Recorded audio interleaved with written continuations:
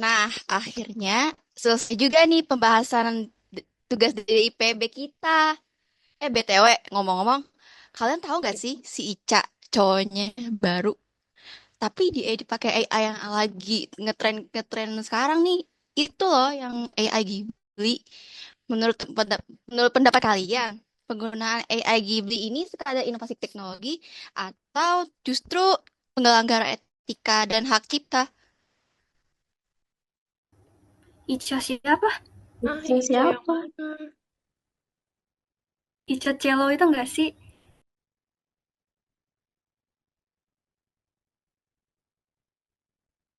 Eh, tapi nih guys, menurut aku ya, kalau penggunaan AI ini yang niruin kayak visual Ghibli itu kayak bermasalah gitu loh. Apalagi kalau dipakai buat pribadi atau komersial. Ghibli kan punya ciri khas sendiri.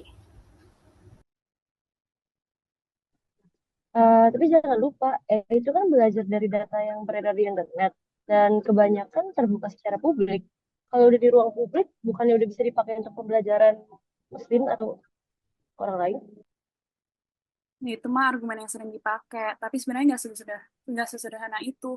Cuman karena sesuatu terjadi di internet, bukan berarti kita bisa bebas gunain. Apalagi untuk pelatihan AI yang nanti hasilnya bisa dijual. Tapi ya, kalau kita terlalu membatasi penggunaan AI, bukannya itu menghambat inovasi ya. Tapi kita nggak bisa ngelarang teknologi berkembang juga sih.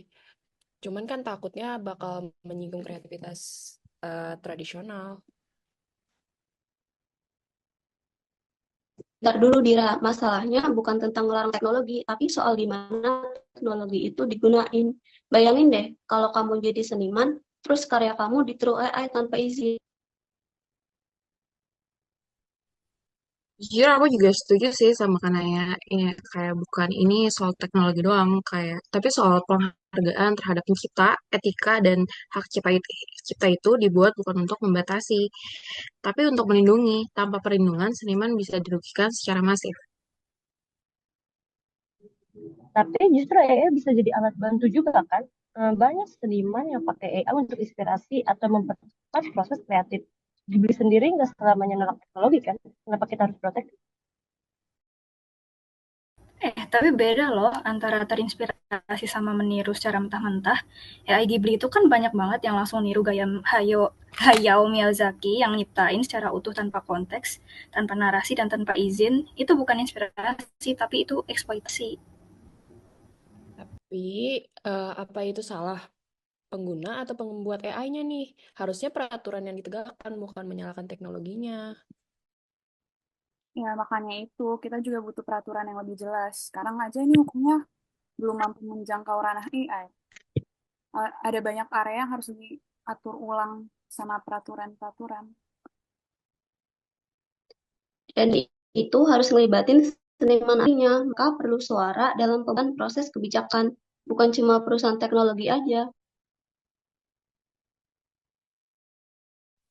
Nah, makanya jangan sampai seniman asli jadi korban kemajuan teknologinya yang katanya inklusif, tapi nyatanya justru merampas ruang kreatif mereka sendiri.